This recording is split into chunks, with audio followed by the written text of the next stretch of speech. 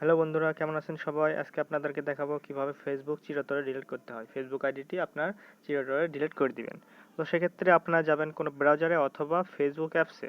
তো আমি ফেসবুক অ্যাপসে ঢুকেছি আমার আইডিতে। তো ঢোকার পরে আপনারা যাবেন হচ্ছে উপরে থ্রি ডটে যাবেন। এখানে এই পাশে থ্রি ডট লেখা আছে, এখানে যাবেন। যাবার পরে দেখবেন নিচে আসবেন, একটু নিচে আসার পর দেখবেন এখানে সেটিং অ্যান্ড প্রাইভেসি নামে একটা অপশন আছে, এখানে ঢুকবেন। ঢোকার পরে দেখবেন এখানে সেটিং, শুধু সেটিং সেটিং লেখা আছে, তো সেখানে ক্লিক করবেন। ক্লিক দেওয়ার পরে নিচে আসবেন, নিচে আসার দেখবেন এখানে অনেকগুলো অপশন আছে। তো একটু নিচে আসবেন, নিচে আসার পরে দেখবেন এখানে অ্যাকাউন্ট ওনারশিপ অ্যান্ড কন্ট্রোল, তো এখানে চাপ দিবেন।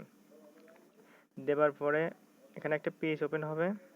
হওয়ার পরে দেখবেন এখানে লেখা আছে কি ডিঅ্যাক্টিভেশন অ্যান্ড ডিলিট অন। হ্যাঁ, এখানে লেখা আছে, তো আপনারা মাঝখানের এটা সিলেক্ট করবেন।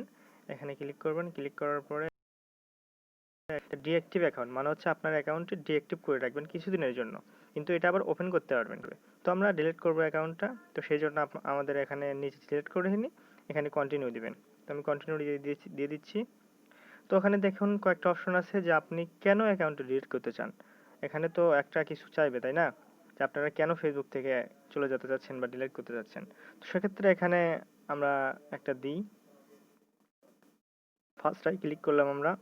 তো এখানে দেখুন ক্লিক করার পরে এরকম ইন্টারফেস চলে আসবে। তো তারপরে এখানে কন্টিনিউ দিবেন জাস্ট, আমি দিয়ে দিলাম।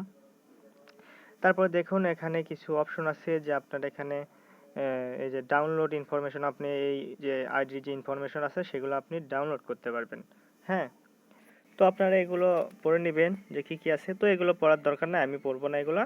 তো আমি সিম্পলি অ্যাকাউন্টটা ডিলিট করব, সেই জন্য ডিলিট করার জন্য যেটা করতে হবে সেটা হলো ডিলিট মাই, এই যে অ্যাকাউন্টে লেখা আছে ডিলিট অ্যাকাউন্ট, তো এখানে ক্লিক করবেন।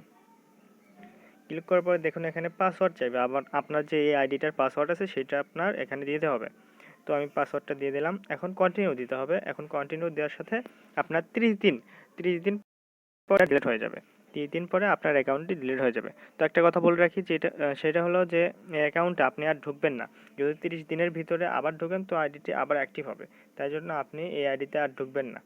এটা আর ঢুকবেন না, লগ ইন করবেন না, তাহলে কিন্তু আইডিটা আবার অ্যাক্টিভ হবে এবং ডিলিট হবে না। তো আমি ডিলিট করবো, সেজন্য কন্টিনিউ দিলাম। দেখুন এখানে কিন্তু আবার কিন্তু কনফার্ম করতে বলতেছে যে ডিসিশন আপনার মানে আপনি কি আসলেই করতে চান নাকি। তো আমি করে দিব। তো এখানে ডিলিট অ্যাকাউন্টে ক্লিক করলাম। দেখুন আমাদের এটা একটু সময় নিচ্ছে। এখন আইডিটি বন্ধ হয়ে যাবে। হ্যাঁ, দেখুন আমাদের আইডি কিন্তু অটোমেটিকলি এখানে লেখা আছে ইওর অ্যাকাউন্ট, হ্যাঁ, পার্মানেন্টলি ডিলিট অন। হ্যাঁ, দেখুন এখানে সেশন এক্সপায়ার লেখা আছে, তো এখানে ওকে করে দিব। তো এখন দেখুন আমাদেরকে কিন্তু এই আইডি থেকে বার করে নিয়ে আসছে। হ্যাঁ, তো এটা কিছুদিন পরে দেখবেন যে 30 দিন পরে এটা অটোমেটিকলি ডিলিট হয়ে যাবে। হ্যাঁ, তো এটা আমি এখান থেকে এখন ডিলিট করে দিব।